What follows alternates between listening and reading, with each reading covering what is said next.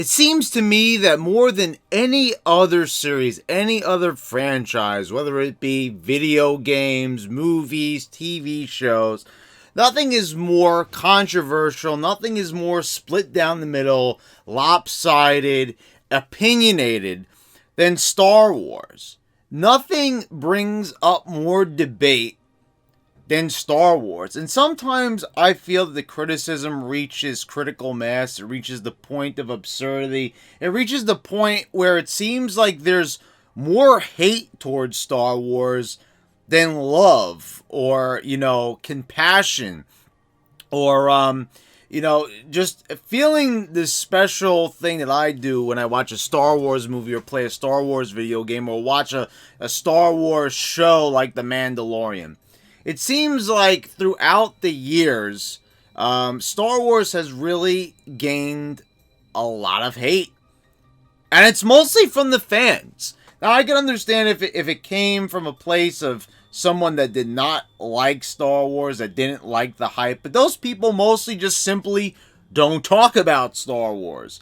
The people who talk about Star Wars now, are the fans, of course. I mean, why would we talk about something if we didn't like it or we didn't enjoy it or we once enjoyed it and now we don't like what it's become?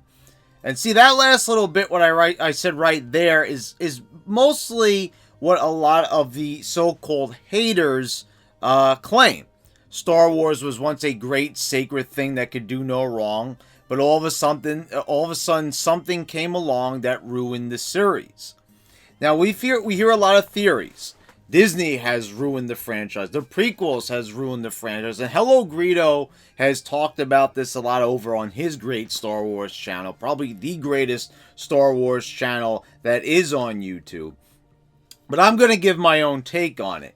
Because, something that differs between me and Hello Greedo is I'm actually a fan of the prequels. I'm also a fan of the sequels. I'm a fan, first and foremost of the original trilogy. I understand that because, hey, those movies I saw before the prequels were introduced. When did I really become a Star Wars fan? Well, when the special editions were released. My uncle was a really big fan. My dad is a big fan of Star Wars. So they took me to go see the special edition of A New Hope. And like right after seeing the movie, I had to go to Toys R Us and get the toys. So it was like, that was when I fell in love with Star Wars. I couldn't get enough of it. I had to see Episode 1. I had to see all the other Star Wars movies. I had seen them like on TV, but it's like when you see them on TV, it's really like what they say. You can't really get a feel for Star Wars until you experience it in the theater. It's an experience like no other. Now, I think there's a lot of people who criticize Star Wars nowadays that genuinely love Star Wars. They have fond memories of Star Wars, and a lot of those fond memories are mostly from their youth. And this is another debate that's gone on for quite some time where people said that Star Wars is for kids. It was created for kids. And, well, that may or may not be true. Because, really when you kind of think about it, Star Wars is based on old movie serials, Flash Gordon, which had a pretty big adult audience. So yes, it was for kids, but it was also for people of all ages. So I don't really buy that argument. I really don't buy that. We've seen almost every excuse in the book, every different take, every single hot take, cold take, lukewarm take you can have on Star Wars.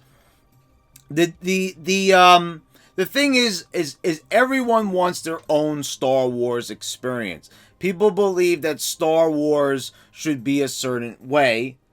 And, what do I feel like Star Wars is? Well, I feel it's a very a philosophical adventure with charismatic heroes and villains. And, it's just a fun journey. It's an entertaining journey. It's a comedic journey. It's a mixture of different styles. And it all comes together in one huge, massive phenomenon that just cannot be replicated. for all the people that, say that they don't see the difference between Star Trek and Star Wars, besides the fact that both franchises have lovable characters and memorable set pieces and ships and things like that, those people just don't really appreciate Star Wars, and they just see it as another science fiction movie or property. So Star Wars is special, and it stands alone as something that many other sci-fi adventure movies strive to be. They want to be like Star Wars, but they can never be like Star Wars. But many people feel that Star Wars is the original trilogy. It should always be like the original trilogy. But I'm going to tell you why that's a lot of BS, why that's a lot of nonsense. Because there have been multiple occasions where we have seen a return to the original trilogy. We saw that with Force Awakens, which many people were, so happy about, because, when Episode 1 came out, when The Phantom Menace came out, there was a lot of hype. The thing was, I was, at this time, I was going to be 12 years old, so I really didn't understand all the different criticisms and all this. But like I said, I actually saw it in the theater and loved Phantom Menace. I bought it on DVD and continue to love Phantom Menace. I talked about in my Rise of Skywalker review that Phantom Menace was the movie that I watched to whet my appetite right before watching the movie, because I like Star Wars. I liked the different characters. I liked the different set pieces. I liked expanding on the universe, and I enjoyed the story. I just, not saying I like Jar Jar Binks, but Jar Jar Binks doesn't exactly dominate that movie like a lot of people say. Yes, it's some of the stuff that he does in that movie stupid. Sometimes it garners a chuckle from time to time. But, would I have liked to see Jar Jar Binks maybe replaced with a different type of character, like the creatures we saw in Rise of Skywalker, like Babu? Yeah, of course. There's many other Star Wars creatures that were better. But overall, I watched Attack of the Clones just a few months ago. And the scene with Jango Fett, everything on Camino, beautiful set pieces. I love Ewan McGregor's performance. And as much as people say that, Hayden Christensen and Natalie Portman's, dialogue is cringy, it's really not that cringy. You could watch other movies that are so much worse in terms of dialogue. Does it maybe sound a little bit unbelievable, to the point that where two people would not, especially young people, teenagers, would be saying these romanticized words and lines of dialogue to one another? Yes. Could it have been worded better? Yes.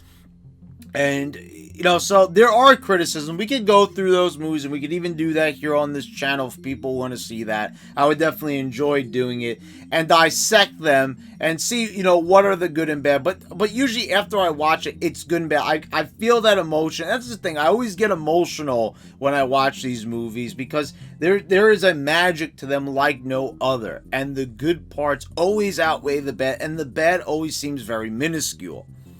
Now, we have seen, over time, that I remember people were saying, well, Attack of the Clones is better. But then as time passes, people say, no, Attack of the Clones was bad.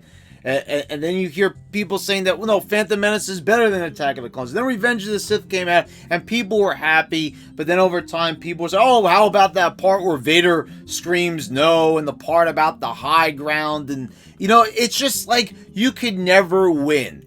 So those were George Lucas's movies, and people are like, George Lucas doesn't know what the hell he's doing anymore. Get these movies away from George Lucas. Even though George Lucas created these movies, he created these characters, he is single-handedly responsible for giving us Star Wars. Star Wars would not exist without George Lucas.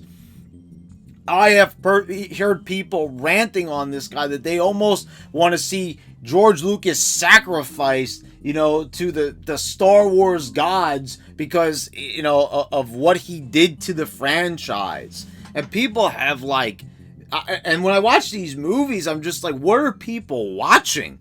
I mean, like, am I maybe like singled out from the rest of society, and maybe I received a separate Star Wars prequel viewing experience than everyone else? But besides all that, you got these sequel movies. So Lucas, pretty much, I don't know, I sometimes maybe wonder, did George Lucas maybe kind of decide that, like, the fans were getting too much, that no one was happy with his properties? He was making money, but, he said he wanted to make independent projects, and that is something that he did want to do.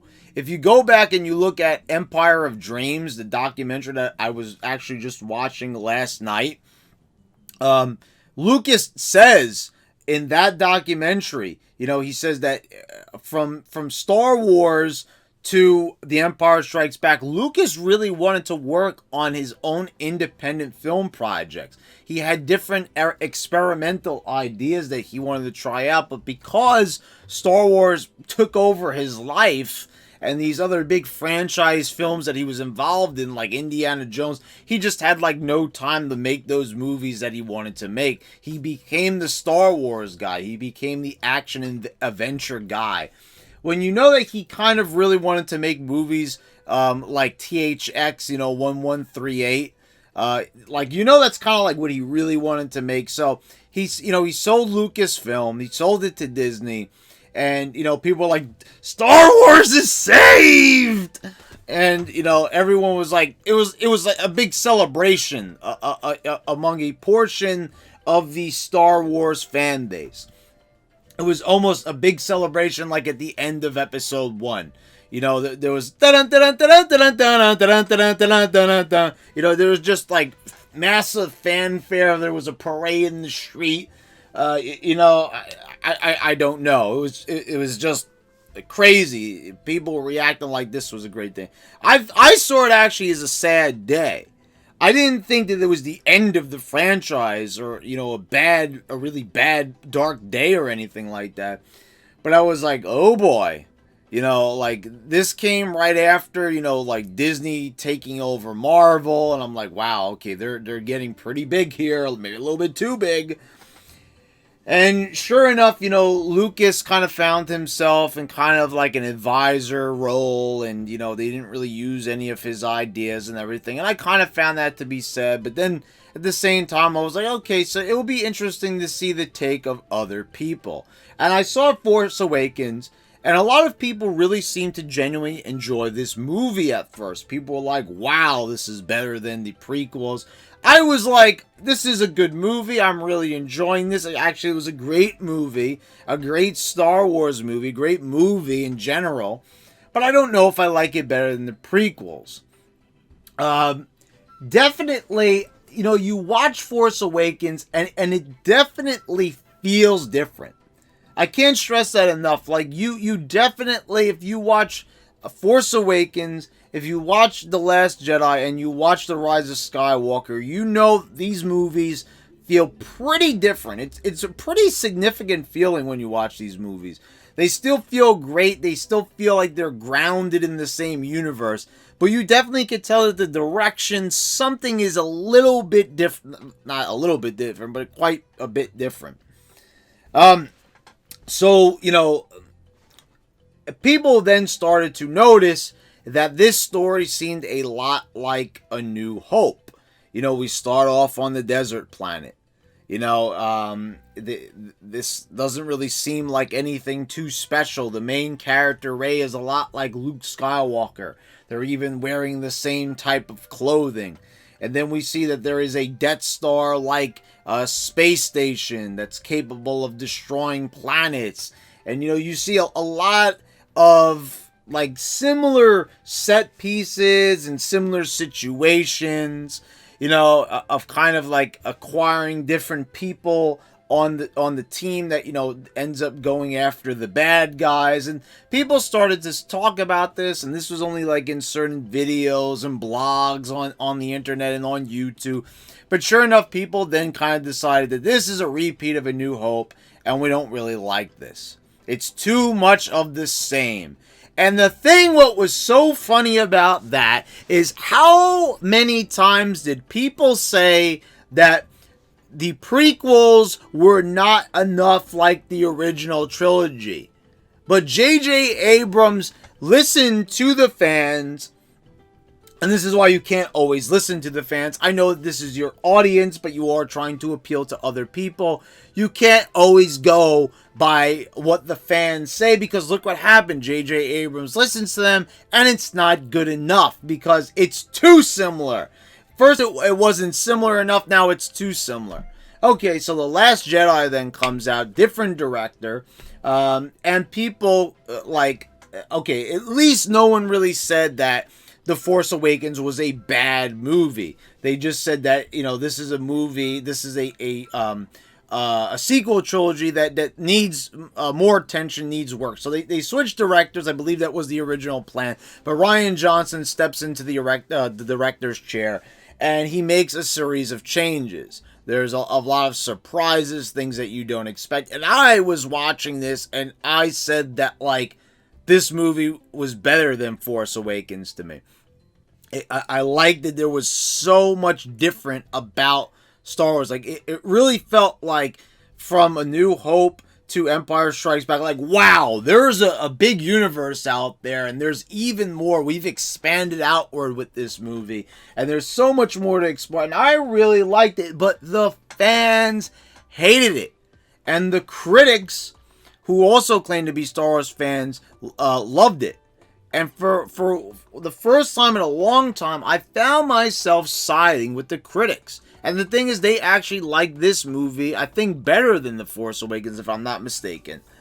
But I didn't really understand. There was a lot of different criticisms. They said, people started talking about SJWs and things, and feminists. And I'm like, there are movies out there like this, but I was like, this is not Ghostbusters. This is, Rey was there since Force Awakens. And, and this is something also that people were talking about with The Rise of Skywalker. But hold on, we're not there yet. People were saying, this is, a social justice warrior culture. And I just didn't see it. People started talking about the Holdo character and how she was treating Poe. And then this was, domineering feminism. And, the thing is, but can't we have characters that are dislikable? Because the whole thing was she ended up being a hero in the end. And, I don't know. And then you have other people, a very popular critic, which is Roz Weston. And I like that guy's take. He's a very charismatic critic. I think he's on ET Canada, if I'm not mistaken. And he's known for his hot take style critiques and movie reviews. And he talks about, weaponizing,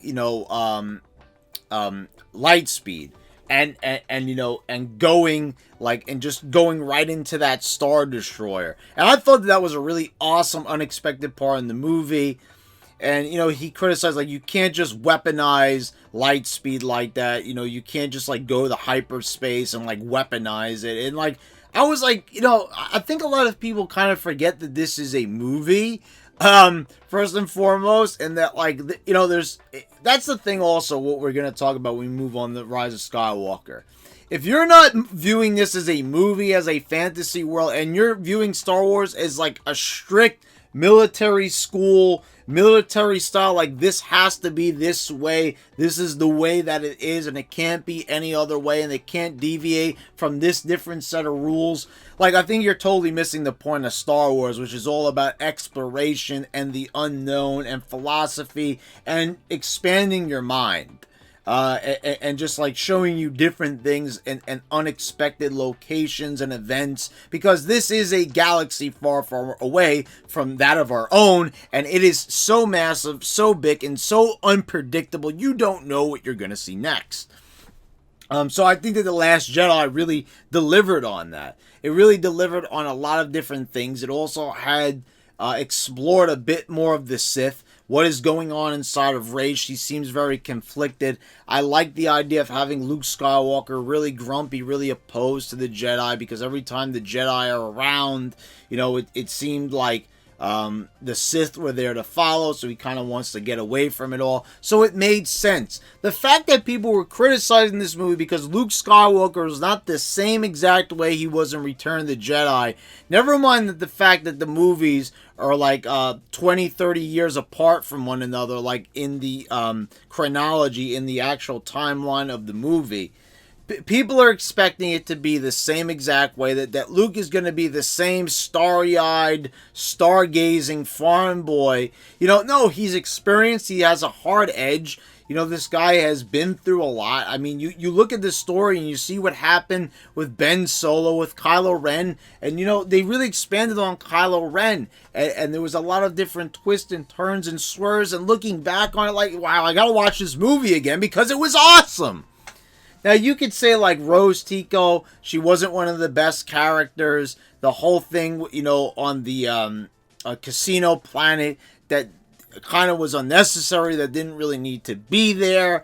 It was all about finding, the code master and all that, and, it didn't need to be there. So to say that the movie didn't have flaws, would probably be a lie, but it wasn't really that bad. I actually really thought it was a great movie, a great Star Wars movie, and I liked the different, different aspects that were explored. Rian Johnson was not afraid. Now, Rian Johnson, he did things like badmouth the fans and, seemed to, remember, George Lucas was a guy that he took a lot of heat. But he never, ever said anything bad about the fans. He might have given his own take on the situation and tried to justify certain things when I don't think he really needed to. But he never badmouthed the fans. Rian Johnson did. And, still, though, he made a good movie, and I enjoyed the movie. And there were other people who did. But, they're a silent, maybe a silent majority, minority. I don't know. But anyway, I liked a lot of things that they did with the movie, and these were different aspects that were appealing to me. I thought that Rey and Luke were good, and like how Rey was trying to kind of bring Luke back from that mindset, but then you've kind of got the whole thing of just Ben Solo weighing on things and trying to pull Rey this way, and Luke still got this in his mind about this is the way he is because of Ben Solo and all that, and just everything all encompassing. It feels like it's a movie that has a really big message and a big story to tell, and I thought it was good, really good.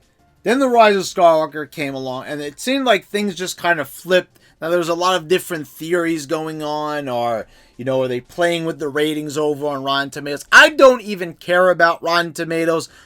Rotten Tomatoes can just, go over there and not even bother with me anymore. This whole thing about these reviews, it's like, can we just watch a movie and enjoy it and have our own opinion on it? And we don't have to go by an overall average consensus. And this guy says this and this guy says that. And, this is too SJW and Ray's a Mary Sue and this and that and that and this and this and that. And stop! It's like, just watch the movie and have your own opinion about it. If you like it, great. If you don't like it, that's fine. You're entitled to your opinion. I could definitely see, because these movies do have a much different feel. I understand.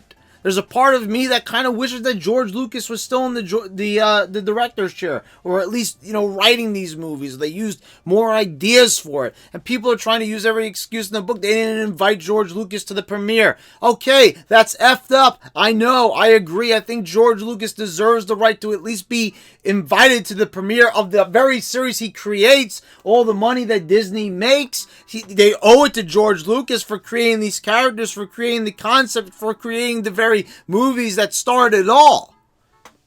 So to not invite the man there is screwed up beyond belief. It's a bad move. It doesn't look good. I get it.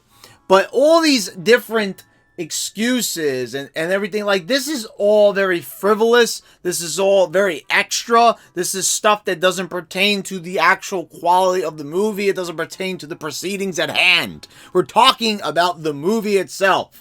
Not what political things the director thinks and what J.J. Abrams thinks politically, and Rian Johnson, what he said to the... It's like, can we just talk about the movie? I am so, I have my political opinions. I have my mindset, how I view things. But it comes a time where we kind of just have to separate the movie, separate the filmmakers from the movie. I mean, are we allowed to maybe watch a movie even though we don't agree with the director? You know what I mean? Like, is that okay? You know what I mean? Like, is that okay with a lot of people if we could just watch the movie and not have to worry about, hey, this kind of has a semblance to this and that and politically and this and social justice warrior culture. It's like, I just want to watch the movie. I just want to enjoy the characters. I just want to enjoy the action. I want to enjoy the philosophy. And Rise of Skywalker, once again, explores the universe. Explores and comes up with different things. I've seen people say that Star Wars, there was a lot of fan fiction out there and a lot of stuff in the books and in the comics and the video games that would make great movies. Then you've got people saying that, well, the whole thing they did with the Emperor, well, that just seems like fan fiction came to life. And because a few people on the internet maybe guessed that Rey was the Emperor's granddaughter, first of all, I didn't even hear that. I honestly didn't. And I've watched a lot of different takes on Star Wars, and I actually kind of didn't even expect that. I thought, like, they're bringing back the Emperor because they want to just wrap things up with a popular character. And, they upset fans by maybe exploring too much with The Last Jedi. And they kind of want to just bring things back a little bit more to the past.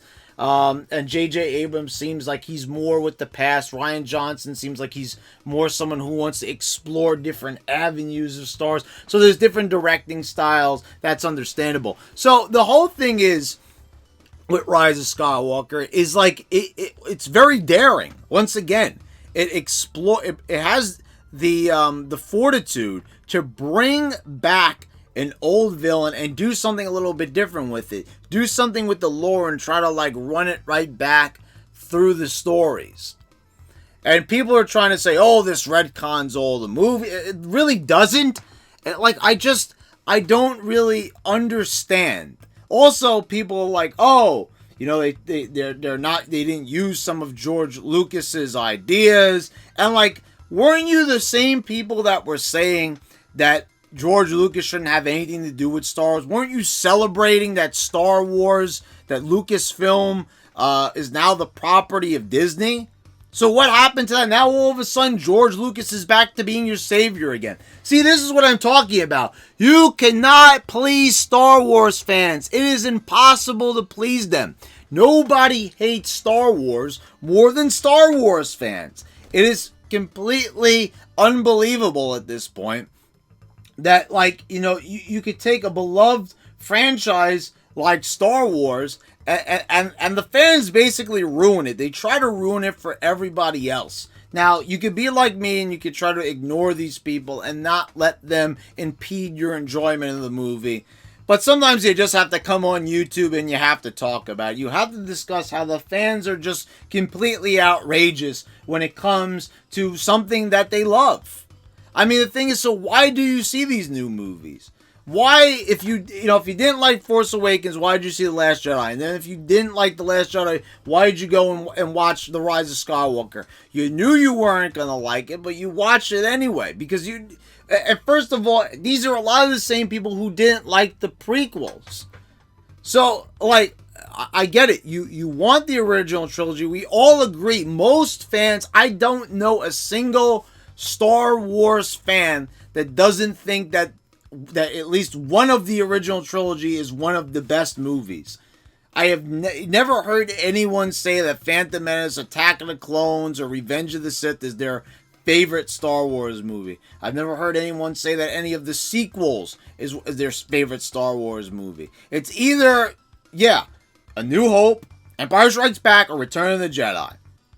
We all know this, but are we allowed to at least like some of the other movies without having to worry about some complete maniac on the internet saying that, we don't know what we're talking about?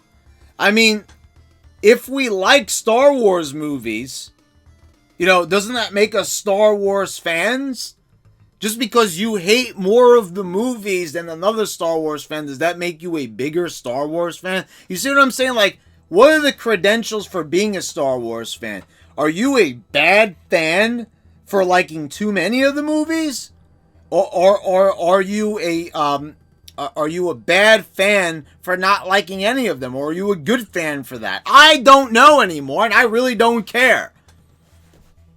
I just feel like if you enjoy any of the Star Wars movies and you feel it to be more of just a movie, then you are probably a Star Wars fan. If you feel emotional connection to these movies and these characters, and and it makes you want to read the books, play the games, read the comics, explore this universe even further, have thought-provoking thoughts and conversations about what's being presented to you on the screen, that you probably are a Star Wars fan. But this idea that, like, if you like this movie, you're not a true Star Wars fan, and if you dislike this movie, you're not a true Star Wars fan. You can like whatever you want. That's why we have free will, people. Because we can enjoy what Star Wars movies we want, and what Star Wars movies we don't want to enjoy and don't enjoy. But I feel like there's also a lot of people out there where they kind of set their own likes and dislikes based on everyone else out there. You know what I mean? Because they're too afraid to admit that they enjoy The Phantom Menace. They're too ashamed to admit that they like any of the prequels or that they enjoyed The Last Jedi, because they feel that, like, other fans are going to look down on them. Don't worry about them. They're maniacs. That's basically what I'm saying. Enjoy what you want to enjoy. Let people hate what they want to hate. They have their reasons. You have your reasons. That's all I'm going to say here today. So, guys, I hope you all enjoyed the video. We had a lot to discuss here. I really want to see a lot of comments down below. Let me know what you think. Subscribe if you haven't already. Click the bell so you get all the notifications when I post all my new videos. And thank you all for watching. I will see you next time.